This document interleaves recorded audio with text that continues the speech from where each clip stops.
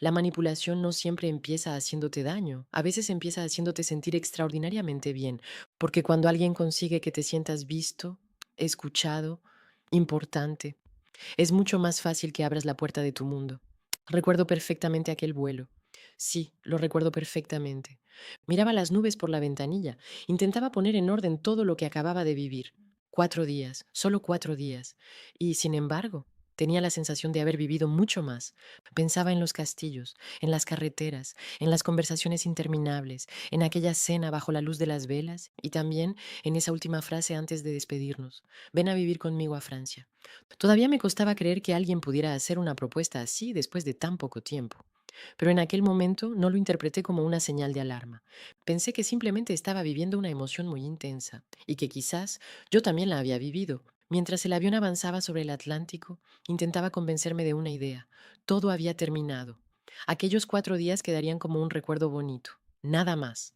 No imaginaba que, para Miguel, aquello era solo el principio.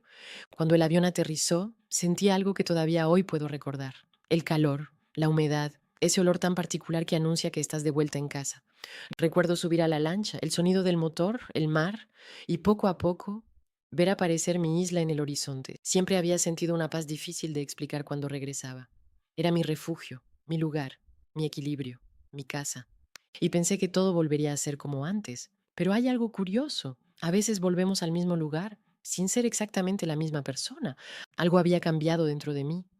No era amor. Todavía no. Era otra cosa. Una sensación difícil de describir, como si una pequeña parte de mi cabeza hubiera decidido quedarse en Francia. Los días siguientes intenté recuperar mi rutina. Volví a mi consulta, a mis pacientes, a mis paseos, a esa vida tranquila que durante tantos años había construido en aquella isla.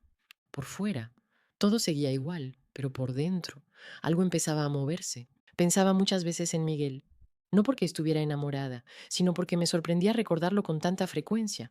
Recordaba su forma de mirarme, las conversaciones, las risas, la facilidad con la que parecía comprenderme y me preguntaba si él también estaría pensando en mí. La respuesta llegó muy pronto. No había pasado ni un día cuando apareció su primer mensaje. Después llegó otro y otro. Muy pronto volvimos a hablar igual que antes del viaje. Todas las mañanas, todas las noches. Al principio me pareció completamente normal. Después de todo, acabábamos de compartir una experiencia muy intensa. Era lógico seguir en contacto.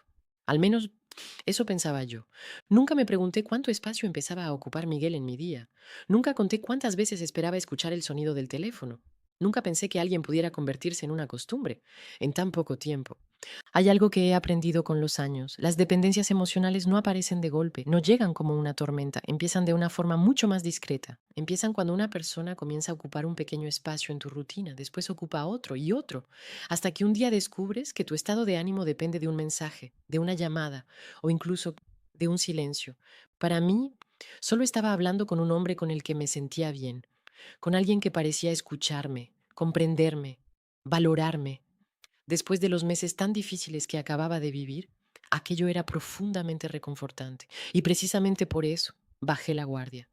Con el tiempo comprendí algo que jamás había enseñado a mis pacientes. La manipulación no siempre empieza haciéndote daño, a veces empieza haciéndote sentir extraordinariamente bien, porque cuando alguien consigue que te sientas visto, escuchado, importante, es mucho más fácil que abras la puerta de tu mundo.